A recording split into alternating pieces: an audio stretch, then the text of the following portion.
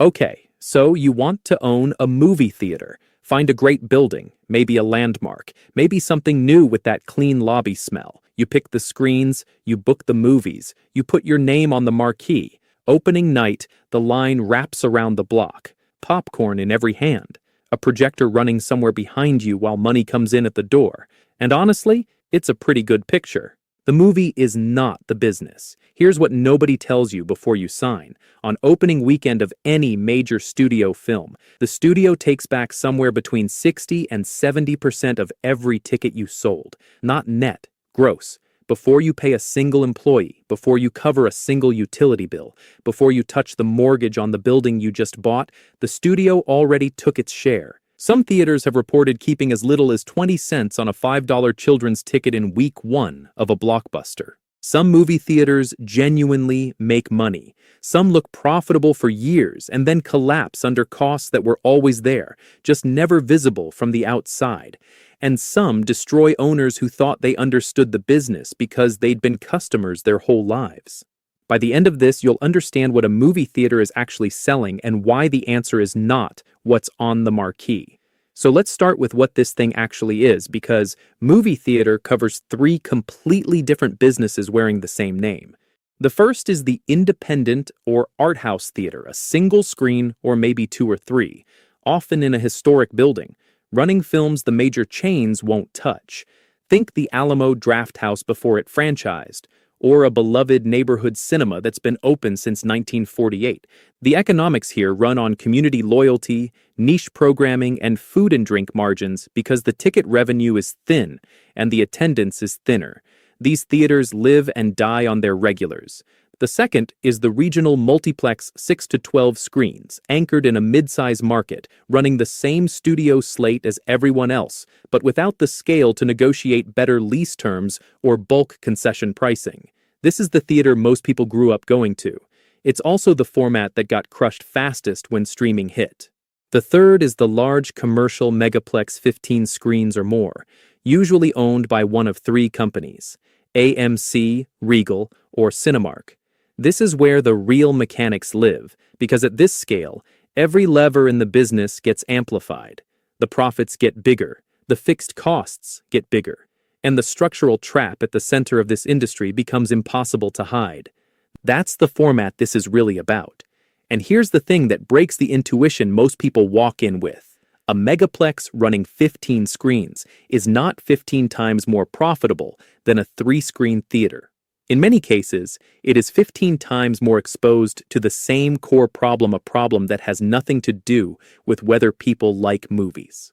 Regal Cinemas, at its peak before the pandemic, was carrying over $8.9 billion in combined debt and lease obligations. Just that number. Hold it for a second. We'll come back to it. Getting into this business at serious scale means you are not buying a theater. You are buying a real estate commitment dressed in a projection booth. A new megaplex construction in a mid-size American market runs between $15 million and $30 million before a single film is booked. That includes the land, the build-out, the projection, and sound systems. A single Dolby Atmos room costs somewhere around $150,000 just for the speaker and processing installation and the seating, which at the premium recliner standard that audiences now expect runs $500 to $900 per seat. A 200-seat auditorium, fully reclined and upholstered, is a $100,000 to $180,000 room before you've threaded a single reel. If you're not building new, and instead acquiring an existing chain or a group of locations, you're buying whatever lease terms the previous operator signed. And this is where the trap is. Most large theater leases run 15 to 20 years with fixed rent obligations that do not adjust when attendance drops. The landlord does not care if a pandemic shut your doors for 14 months. The landlord does not care if a studio moved its release to streaming. The landlord cares about the number in the lease. The theater industry calls these four-wall deals in certain contexts, but the more precise term for the economic reality is just fixed liability against a variable revenue stream. You owe the same amount on the Tuesday after Thanksgiving as you owe on the Friday a Marvel film opens, and you have no control over which Tuesdays become which Fridays. The studio decides that. That inherited lease structure signed by whoever owned these locations before you, binding you to a decade or more of fixed obligations regardless of what the industry does around you, is the single most underestimated liability any buyer in this space faces. It is not the acquisition cost that breaks theaters. It is the cost that shows up every single month whether the screens are full or empty. Now the revenue, because here is where the picture actually gets interesting. A megaplex running 15 screens in a decent market can sell somewhere between 800,000 and 1.2 million tickets a year, at an average ticket price that the National Association of Theater Owners pegged at around $11.75 nationally in recent years.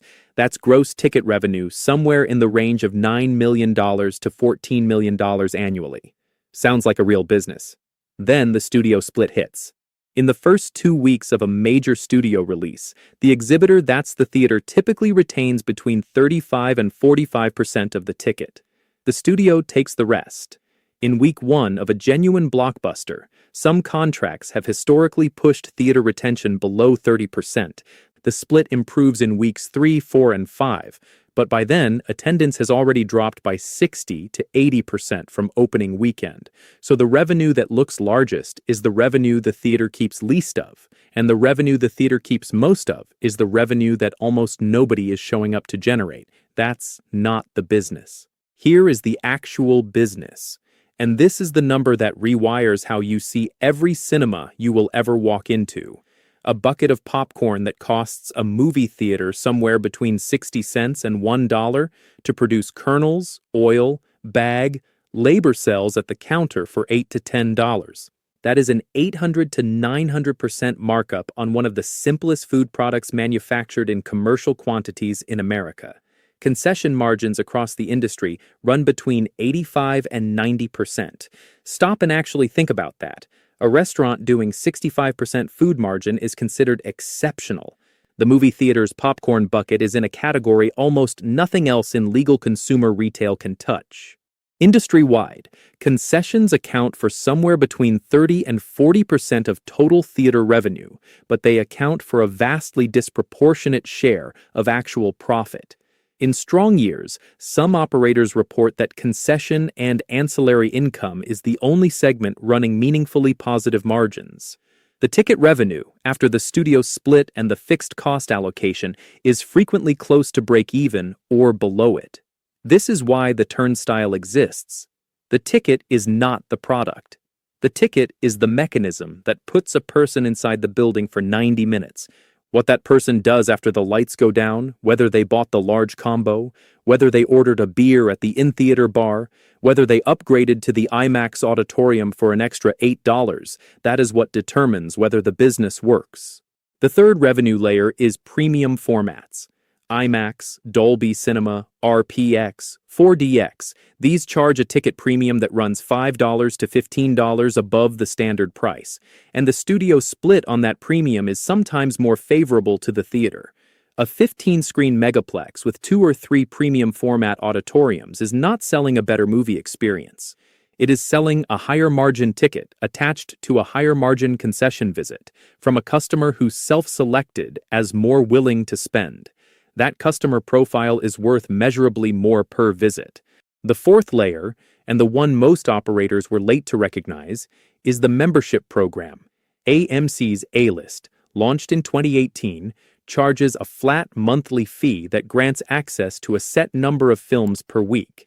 The logic is almost pure subscription economics, guaranteed recurring revenue that smooths out the catastrophic seasonality of a business entirely dependent on a studio release calendar nobody in the theater business controls. By mid-2023, AMC's A-List program had generated hundreds of millions in subscription revenue across its member base revenue that arrived regardless of which films actually opened that month. Now here is the false comfort number in this business. When an analyst says a theater chain is running at 27 or 28% seat occupancy, that sounds alarming. 3 out of 4 seats are empty, but occupancy rate is not what determines whether a theater survives. The number that actually matters is concession spend per patron. A theater running 25% occupancy with $9 average concession spend per head can outperform a competitor running 40% occupancy at $4 spend per head. You want the person who buys the large popcorn, the fountain drink, and the pretzel bites. You do not simply want a full room. Operating a megaplex is an exercise in managing costs that do not move against revenue that moves constantly. Labor is the first immovable line. A 15-screen complex requires a minimum staffing floor to function projectionists, concession staff, box office, cleaning crews, security, whether 300 people are in the building or 3,000. Across the industry, labor typically runs between 25 and 35% of total revenue. Utilities are the second surprise. A megaplex running projectors, full HVAC across 60,000 to 80,000 square feet, commercial kitchen equipment, and continuous lighting burns through energy at a cost that shocks most first-time buyers. Monthly utility bills for a 15-screen location commonly land between $30,000 and $60,000. In high-energy cost markets, higher. Film rental. The formal name for the studio revenue split is the third cost, and it is the one that changes shape in real time. Unlike labor and utilities, which are relatively predictable, the studio take fluctuates by title, by week, and by negotiation. A theater that books aggressively on weak-performing films hoping for better retention terms can find itself paying a higher blended studio rate than a competitor that simply ran fewer prints and waited for the split to improve. But the fragile mechanism at the center of all of this is not any single cost line. It is the combination of two structural facts that create a trap no amount of operational efficiency fully escapes. The studio controls attendance, and the landlord controls occupancy cost. The theater operator controls neither. They control the concession margin, the staffing schedule, the premium upgrade pitch at the box office, the interior of the machine. But the two inputs that determine whether the machine runs or runs empty belong to someone else entirely. When Disney shifts a release to Disney+, you find out when the announcement goes live. When a global event closes your doors, your lease does not pause. The only lever you actually own is what happens between when a customer walks in and when they walk out. Regal Cinemas. Let's put real numbers on this. Cineworld Group, the British parent company that owned Regal, was the second largest cinema chain in the world as recently as 2019. Regal itself operated over 500 locations in the United States with more than 7,000 screens. The 2019 revenue across the group hit approximately $4.8 billion. From the outside, this looked like a business that had won. The problem was underneath the revenue. Cineworld had expanded aggressively, acquiring Regal in 2018 for $3.6 billion, under the assumption that scale was the answer to the structural pressure on theaters. More screens meant more leverage with studios. More locations meant more concession volume. The logic was not wrong in isolation. The execution was catastrophic in its timing and its financing. To acquire Regal and fund the expansion, Cineworld loaded approximately $4.8 billion in net financial debt onto its balance sheet, on top of the long-term lease obligations across every location in its portfolio. Total liabilities debt plus lease commitments exceeded $8.9 billion. That number that appeared earlier in this conversation, it belongs here. This is what it meant. For every dollar of revenue the company generated, it was carrying more than $1.50 in long-term obligations. Then, 2020 hit. Global theater closures. Revenue dropped to approximately $352 million across the entire Cineworld group for the year, down from $4.8 billion the year before. The leases did not drop. The debt service did not drop. The company burned through liquidity that had been built for a business running at capacity, now applied to a business running at essentially zero. When theaters reopened and attendance partially recovered in 2021 and 2022, the recovery exposed a second problem.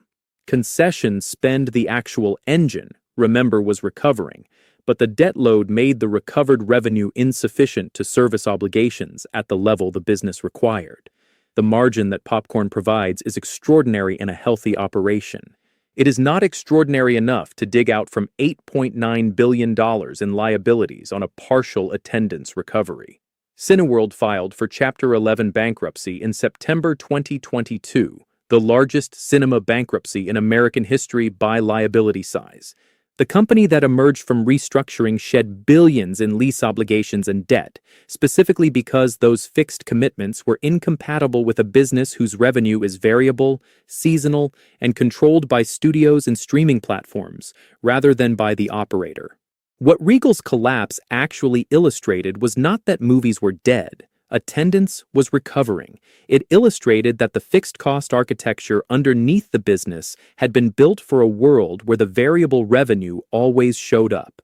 When it didn't, and the machinery of the actual business, the concession stand, the premium upgrade, the membership revenue couldn't generate enough margin to cover the immovable obligations underneath. The structure failed, not the product, the architecture.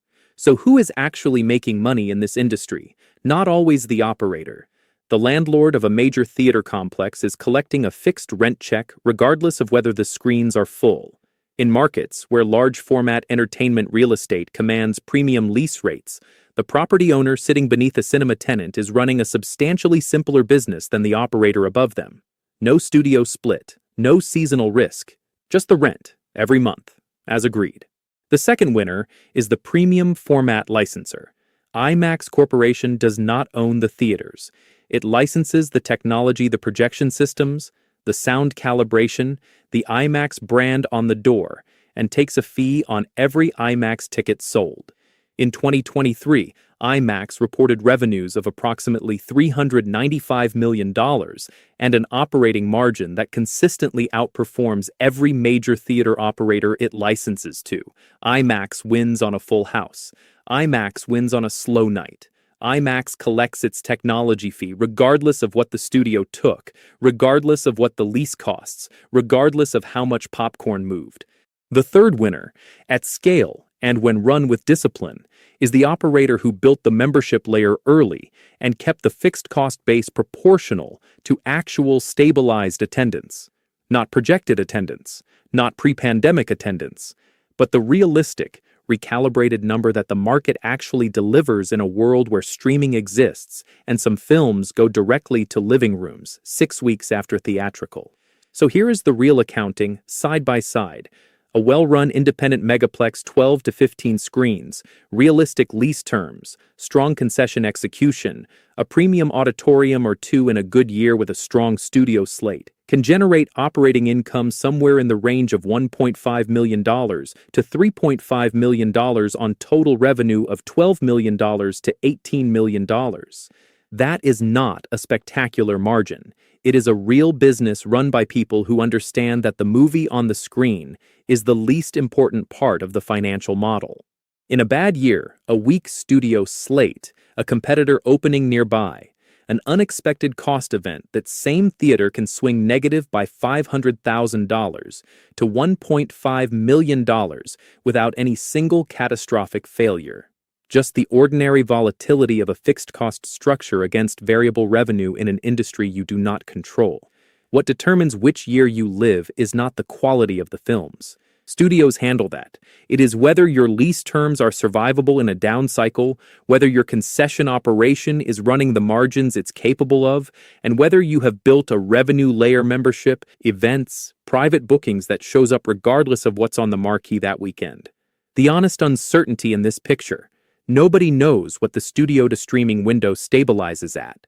As that window compresses or expands, the theatrical revenue calendar changes shape. Every operator is pricing in a future attendance curve that is still being written. A movie theater is not a business that sells movies. It is a hospitality business that uses movies to fill rooms, then monetizes the people inside them. The marquee is the invitation. The concession stand is the product. The lease is the trap. And the operator who forgets which of those three is actually the business is the operator who ends up in the bankruptcy filing that makes the news. You have been buying the product your whole life. Now you know what you were actually buying it from. The building was never about the film.